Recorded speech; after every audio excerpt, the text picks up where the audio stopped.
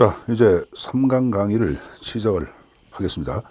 제가 1강 때 제가 설명을 하나 안 한 게 있는데, 시장성 검증 절차를 얘기할 때 제가 학자가, 정부가 기억이 안 나서 말씀을 안 드렸는데, 메이저 정부, 그러니까 대처 다음에 정권을 장악한 게 존 메이저예요. 그러니까 메이저 정부 때 시장성 검증 절차가 등장했다 하는 것 정도는 숙지해 두는 것이 좀 안전합니다. 자, 이번 강의는 이제 챕터 3의 행정에 추구하는 가치 파트부터 또 수업을 진행하도록 하겠습니다. 자, 문제 1번을 보겠습니다. 그 행정 이념에 대한 설명 중 옳지 않은 것. 1번의 합법성은 법치 행정을 추구, 국민의 자유와 권리를 보호해야 한다는 이념이다. 2번의 효율성은 행정 목표 달성도를 말하므로 수단적이고 과정적이 아니라 목적적 기능적 이념이다. 정답 2번이죠. 여러분, 목표 달성도는 효율성이 아니라 효과성이죠. 효율성은 효과성하고 능률을 결합한 개념을 효율성이라고 얘기합니다. 자, 행정 이념 파트는 이제 그동안 출제해 나왔던 것들이 어떻게 나왔냐면은, 일단은 본질적 가치하고 수단적 가치를 구분시키는 문제가 한 문제예요. 특히 이때 민주성은 이제 우리가 본질로 파악하지 않고 수단적 가치 형태에다 대응을 시켜놓고 있어요. 공익이라든가 자유평등, 형평, 정의, 그건 본질에 들어가고, 그 다음에 이제 두 번째 정리할 것은 일단은 출제에서 가장 많이 나왔던 가외성이에요. 가외성의 역할, 특징, 또 가외성과 상반된 개념들이 뭐가 있는지 그 형태를 묻는 것들 한 문제고, 최근 들어서는 여러분들 정의, 롤스의 정의하고 형평성을 묻는 것들. 요것이 A급이고 요것이 B급이에요. 롤스의 정의론 자체는 원초적 상태를 무지의 배일로 가정하고 있다. 제1의 원칙, 제2의 원칙. 기본적 자유의 평등의 원리는 제1의 원칙. 제2를 얘기할 때는 뭐하고 뭐? 기회균등과 차등 조정의 원리가 있죠. 형평성은 수직과 수평이 있다는 것. 학설, 욕구이론, 실적이론, 평등이론 세 가지 형태 정리해서 가지고 가시고, 그 다음은 능률성이라든가 합법성이라든가 이런 것들도 심심풀이로 문제 등장하고 있고, 효과성은 최근 들어서 문제 나오는 것이 경합적 가치 무형이라고 했어요. 경합적 가치 무형. 경합적 가치 무형이 출제에서 고려되고 있습니다. 그리고 꼭 가져갈 게 공익이에요, 여러분들. 공익도 출제 빈출의 A급이죠, 여러분들. 공익에 그걸 바라보는 학설이 있어요. 학설 자체, 실체설이 있고 과정설, 그런 것들이 문제에서 고려되었습니다. 자, 문제 1번을 보자. 1번은 지금 얘기한 정답은 2번이라고 말씀드렸고, 자, 넘겨서 어디를 보냐 하면은 문제 2번 나온 거 보자. 다음 중 공익에 대한 설명으로 적절하지 않은 것. 이번에 공익은 절대적 확정적 개념. 공익은 절대적 확정적 개념이 아니죠. 상대적 개념이고 불확정적 개념이죠. 그러니까 시대가 바뀌고 공간이 바뀌면 공익 개념이 달라집니다. 그 1번은 잘못됐고 2번과 3번과 4번 자체는 다 맞는 표현들이고, 여러분 그 지금 봤던 2번 문제의 끝장이론 보시면은 끝장이론 오른쪽 페이지 보세요. 맨 위에 과정설 나왔고 중간에 실체설. 이 과정설, 실체설에 대한 내용도 꼭 숙지해서 가져와야 돼. 그래서 사익 간의 조정 타협의 과정을 거친 산물 과정설, 다원주의 사이의 공익관 과정설이고, 실체설을 얘기할 때는 사익과는 관계없이 독립된 실체가 있다고 파악하는 것 실체설, 전체주의 공익관 실체설이고, 공익과 사익 간엔 갈등이 없다 실체설이라고 얘기했죠. 그래서 그 두 가지 형태는 꼭 내용 좀 정리해서 가져가셔야 합니다. 자, 그 다음에 여러분들 정리할 내용이 어딜 보냐, 문제 3번을 보자.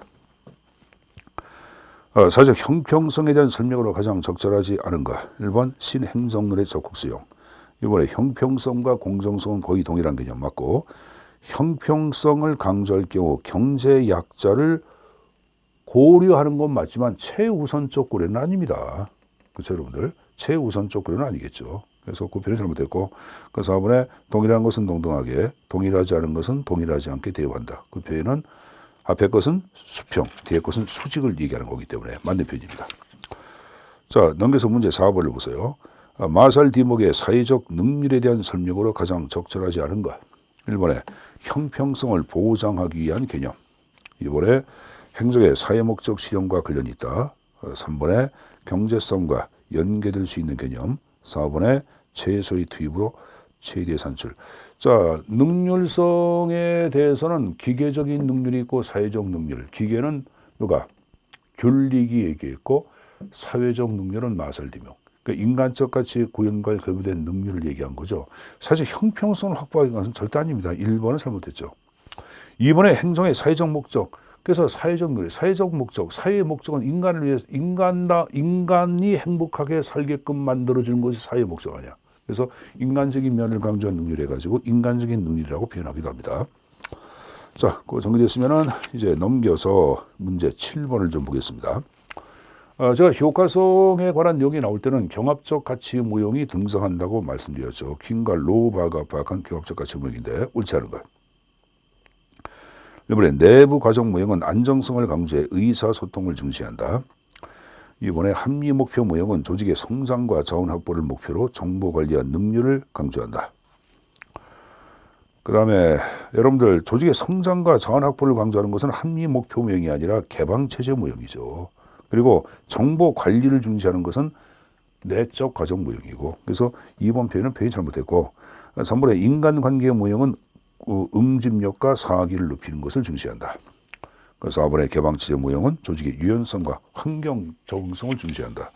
자, 그래서 이건 여러분들 한 장을 넘겨보시면 끝장 이론에 하단에 박스 그림이 나와. 그래서 여러분들 조직인간통제위원회에서 4가지 합리목표, 내부과정, 개방체제, 인간관계 모형 4가지 형태가 쭉 나왔고, 합리목표 모형은 그 나온 게 목표가 생산성이나 능률성이고, 그 다음에 수단은 기획, 목표 설정, 합리적 통제를 강조하고 있다. 내부과정 모형은 안정성을 목표로 하고 정보관리 의사소통을 수단으로 파악하고 있다. 개방체제 모형은 성장과 환경의 적응, 자원 획득을 강조하고 있고 유연성을 수단으로 하고 있다. 인간관계는 인적 자원 개발, 구성원의 만족을 강조하고 있고 수단으로서 응집력이나 사기를 중시하고 있다. 그래서 꼭 퀸과 로바가 파악하고 있는 경합적 가치 모형 4가지 형태는 꼭 정리해서 가져가셔야 합니다. 근데 이 경합적 가치 모형은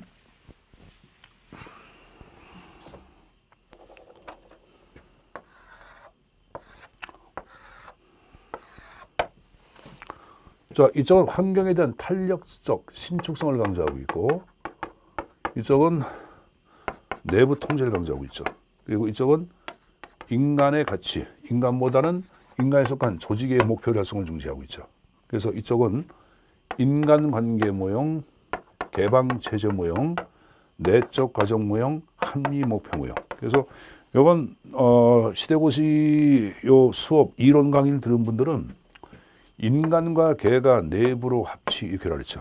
인간과 개가 내부로 합치. 그리고 요거는 조직의 성장 단계 자체를 여러분들 3단계 형태로 얘기하고 여기에 대응을 시켜놓고 있다. 그래서 창업 단계, 그 다음에 집단 공동체 단계, 그 다음에 공식화 단계, 그 다음에 구조 정교화 단계에서 4단계 형태로 얘기하고 있고 이렇게 한다 그랬죠. 이런 식으로. 그러니까 창업 단계 때는 개방체제 모형 갖고 효과성을 측정하고 집단 공동체 단계 때는 인간관계 모형 갖고 공식화는 2가지죠. 내적 과정하고 합리 목표. 다시 구조 정교화 단계 때는 개방체제 모형 갖고 효과성을 측정한다고 얘기했을 거예요. 그러니까 요 그림도 꼭 정리해서 가져가야 돼. 인간과 개가 내부로 합치. 요거 출제해서 좀 거론되는 파트입니다. 자, 그거 봤으면은 자 문제 10번을 볼까요? 다음 중 가외성에 대한 설명으로 틀린 거. 1번의 가외성은 효율성을 높인다. 2번 가외성은 불확실성에 대한 적응성을 중시한다. 3번에 불확실한 상황 하에서 행정의 신뢰성을 제고시킨다. 4번에 동일한 기능이 여러 기관에 혼합적으로 수행되는 상태를 말한다. 이렇게 나왔는데 답은 1번이죠.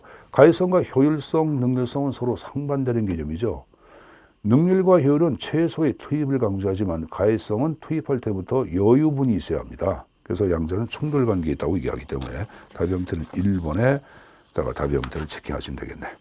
자, 그 정도 본거로 만족하고 자 이제 챕터를 바꿔서 챕터 4의 행정학의 이해 파트를 또 정리하겠습니다. 자, 문제 1번을 보겠는데, 자, 1번은 행정학의 양면성을 얘기하죠. 기술성과 과학성 두 가지 형태에 관한 내용을 정리해 놓은 거예요. 자, 왈도가 프랙티스라는 용어로 지칭하는 기술성. 왈도는 프랙티스라는 용어를 쓴 게 아니죠. 기술성 자체를 얘기할 때 뭐라고 얘기했습니까? 아트, 예술이라든가 아니면은 프로페션이란 말을 썼죠. 프랙티스란 말을 쓴 것은 사이먼이 하버드 사이먼. 그러니까 1번은 잘못했지. 옆에 정해진 목표를 어떻게 효율적으로 달성하는가. 그건 맞죠, 여러분들. 이번에 윌슨 등 초기 행정학자들은 관리 기술이나 행정 원리 등을 발견하려는데 초점을 두고 행정학의 기술성을 강조했다. 다음 3번에 행태주의 학자들은 행정학 연구에서 처방보다는 학문의 과학화 역점을 두고 가설의 경험적 검증을 강조했다. 그러니까 과학성을 중시했다고 표현이고, 그래서 4번에 현실의 문제 해결은 언제나 과학에만 의존할 수 없으므로 행정학은 기술성과 과학성을 동시에 고려해야 한다. 답이 아무튼 1번이었죠. 자, 넘겨서 어딜 보냐 하면은, 자, 문제 4번을 보겠습니다. 다음 중 행정학의 접근 방법으로 적절하지 않은 것 이렇게 나왔어요. 자, 이거 뭐 뒤에 접근 방법이 나올 내용인데 앞에서 빼놨네요. 자, 1번에 신제도론적 접근은 미시, 거시 간의 매개 과정을 규명할 수 있는 중범이론. 자, 신제도론 자체는 워낙은 미시가 있고 거시가 있고 미시와 거시를 매개한 중범이 세 가지 형태로 나눠서 얘기하는데, 미시론적 접근을 대표하는 것은 합리선택이야. 합리선택적 신제도론. 그리고 중범위를 대표하는 것은 역사론적 신제도주의입니다. 그리고 거시적 접근을 대표하는 것은 사회학적 신제도론이에요. 그러니까 1번은 굳이 얘기하면 뭐다? 역사론적 신제도주의하고 관련되어 있는 거예요. 그러니까 1번은 물음표에 둬야 되겠지. 다른 지문을 보고 답변을 시작해야 되기 때문에. 이번에 신행정론은 반실증주의 맞죠? 자, 행정학의 실증주의는 뭐다? 행태론 얘기했고, 이에 반한 반실증주의 입장을 대표하는 것은 현성학이고, 현성학을 사상적 바탕으로 등장한 것이 70년대 등장한 새로운 장르 신행정론이라고 배웠을게요. 그러니까 2번으로 맞고,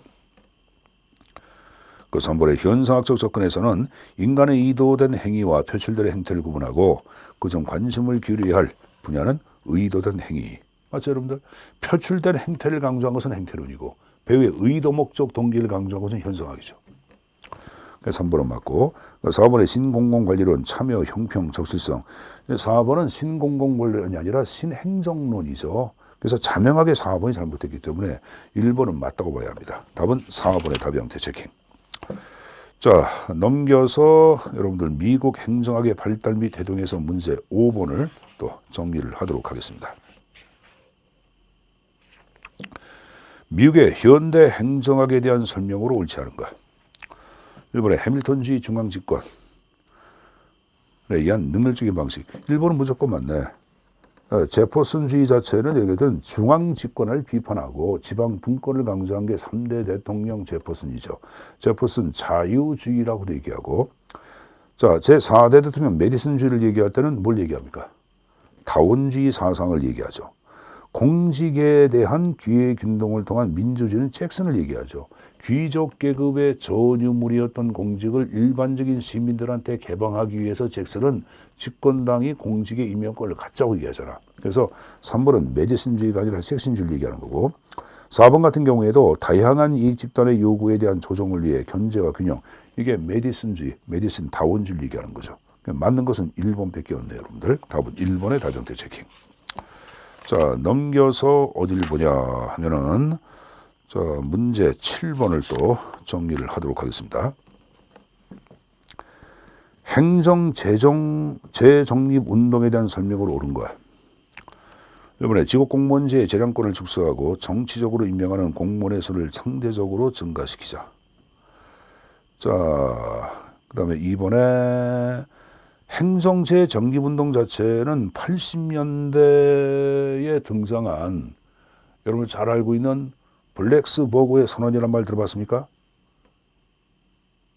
버지니아 텍 대학교 행정학과 교수들, 그쵸, 여러분들 울프, 화이트 등에 의하여 당시 행정정부를 얘기할 때는 주변으로부터 많은 공격을 받았죠.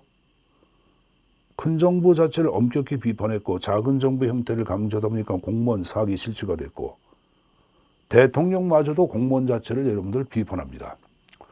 왜 그러냐? 공무원이 야당의 눈치를 보는 거예요. 그러니까 이제 대통령 입장에서는 여러분들 공무원들 자체가 미웠겠죠. 그래서 대통령마저도 공무원 자체를 비판한다. 그럼 그런 상황 속에서 이 관료제 자체가 나름대로 관료제라든가 행정학 자체는 나름대로 올바른 윤리관을 확립하고 직업 윤리를 확립함으로써 관료제 역할을 최선을 다해야 한다고 얘기한 것이 블랙스버그의 선언이고, 이런 블랙스버그의 선언을 중심으로 만들어진 것, 이게 지금 얘기한 식으로 뭘 얘기하는 겁니까? 행정 재정립운동과 관련된 내용이라고도 볼 수가 있겠죠, 여러분들. 그래서 그렇게 내용의 형태를 정리해서 가져갈 필요가 있습니다. 자, 일본의 직업공무원의 재량권을 축소하고, 재량권의 축소가 아니라 직업공무원제를 옹호했고, 그 다음에 임명하는 공무원의 수를 상대적 증가, 직업군의 적극적 역할을 강조한 게 행정재정립운동이고, 이번에 기존의 정치행정 이원론을 재해석하여 여러분들 정책 과정에서 공무원의 적극적 역할을 강조했다. 그 다음에 이번에 정부를 재구축하고 민간 부분이 공공서비스 공급에 참여할 필요가 있다고 강조했다.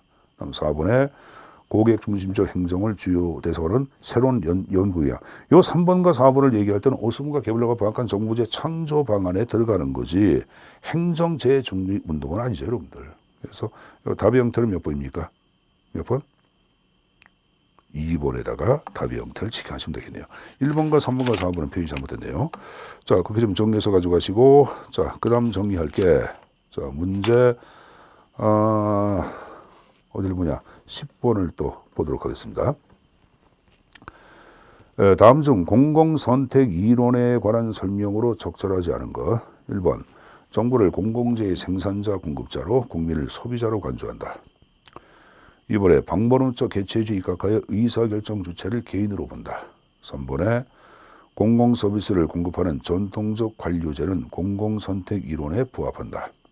그 다음에 4번에 공공선택 이론은 사회를 유기체가 아니라 개개인의 결합으로 파악하며 개인의 효용성이 증가하면 사회적 효용성 증가. 요 4번을 일명 개체주의 방법론, 개인주의 방법론이라고 얘기하죠. 자, 공공선택 이론은 출제 빈출 형태가 높아요. 이것도 A급짜리인데 이걸 이제 정책학에다가 정리한 책도 있고 행정현상의 기초 파트에 정리한 책도 있는데 그건 중요한 게 아니라, 자, 이들은 여러분들 정부 실패 현상 자체를 경제학적 마인드 갖고 연구한 거예요. 이걸 정부의 의사결정을 경제학적 관점에 따라서 연구했다고도 얘기하는데, 특히 북해론과 톨락에 의하여 제시가 된 정치경제학의 한 형태 공공선택 이론은 행정학에는 1973년도 오스트롬 부부에서 도입이 이루어졌다. 그리고 요 정부 실패 현상 자체를 뭐로 파악했다? 전통적 관료제를 얘기할 때는 독점적으로 일방적으로 공공재를 공급했다. 그럼 독점적 일반적 공급을 얘기할 때는 시민의 선택권을 억압했다 안 했다? 선택권을 억압했다. 이에 따라서 정부 실패가 발생했다고 파악하고 있는 거예요. 그럼 이것을 극복하기 위해서는 어떻게 하냐? 이제 공급을 시장이라는 장소, 시장은 어떠한 장소예요? 분권화되죠. 분권화된 시장 체제로 옮겨서 공공재를 공급하자고 파악하는 게야. 그럼 분권적 시장을 얘기할 때는 공급자가 정부 일방만이 아니죠. 공급자가 다양하죠. 그러니까 정부 1, 2, 3, 4 이런 식으로 누구나 다 공급할 수. 택배 사업을 얘기할 때는 우정사업 본부만이 담당하는 것이 아니라 다른 많은 정부기관도 택배 사업 자체를 담당시키자. 그러면 정부는 공급자가 되는 거고 일반 시민은 소비자가 돼야 되겠죠. 그럼 공급 장치가 단화됐기 때문에 시민들은 그들의 선호 자체를 충족시켜주는 공급자를 스스로 선택을 해야 해. 선택하면 되겠죠. 그래서 모든 사람의 선호가 동시에 만족하는 공공재의 배분이 가능하다. 그러면 어떤 사람의 선호에 관계없이 모든 사람의 선호가 동시에 만족하는 점, 그걸 우리는 파레토의 뭐라 그래요? 최적점. 이 최적점에 근거한 공공재 공급을 강조한 거고, 파레토의 최적점 상태를 파악하기 위해서는 한 사람 선호를 분석해야 한다. 그래서 개체주의 방법론이죠. 방법론. 그것은 미시하고 시야. 미시죠, 여러분. 그리고 분권화된 시장 체제를 얘기할 때는 공급자가 하나가 아니라 여러 개. 이걸 뭐라 그래? 다중 공공관료제. 이거를 관할권의 중첩, 권한의 분산과 관할권의 중첩이라고도 얘기합니다. 그래서 요 정도의 용어들은 꼭 숙지해서 내용을 가져가야 돼요. 어쨌든 간에 지금 얘기한 이거 뭡니까? 전통적 관료제 3번에 공공재를 독점적으로 공급하고 시민의 선택 억압했다, 이런 식으로 바꿔줘야 되겠죠. 그래서 답의 형태는 몇 번? 3번의 답의 형태를 지켜하시면 됩니다. 자, 이렇게 해서 여러분들 제 3강 강의는 여기서 마치겠고 4강 때 제 챕터 5부터 또 수업을 진행하도록 하겠습니다.